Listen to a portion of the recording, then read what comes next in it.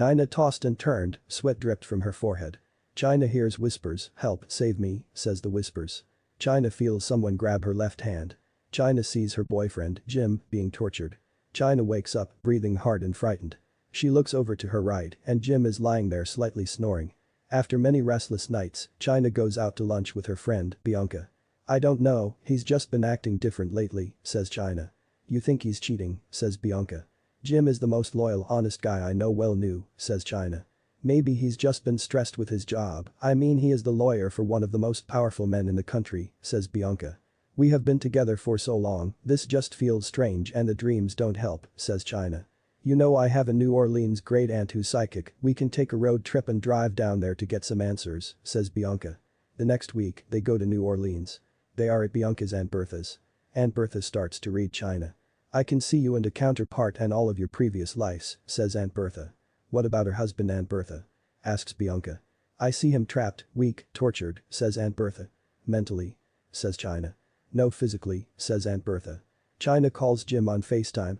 "Are you okay?" asks China. "Yeah, just watching TV," says Jim as he turns the phone around. They talk briefly.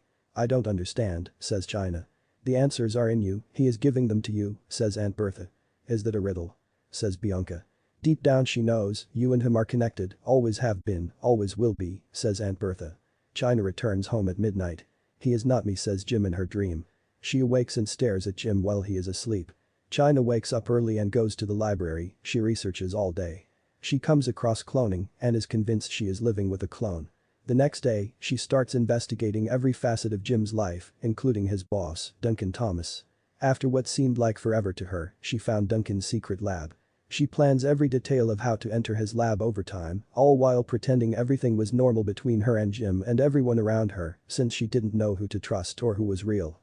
During this time she trains physically and mentally, unlocking characteristics she never knew existed. The day came for her to sneak into Duncan's lab. Through blood, sweat, tears and mental warfare, she made it to her destination.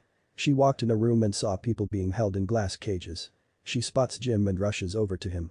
Jim looks exhausted and beaten. "Jim," says China as she puts her hands on the glass. Jim puts his hand on the glass. "What are you doing here?" asks Jim. "I'm here for you," says China. "I'm glad you know what's real, but you shouldn't have come," says Jim. "How did you end up here?" says China. "I knew things I shouldn't have," says Jim.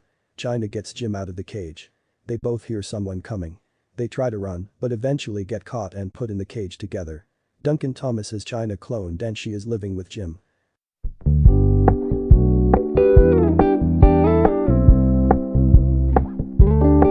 We're gonna keep it low key, keep it softly spoken, with no strings tying you to me.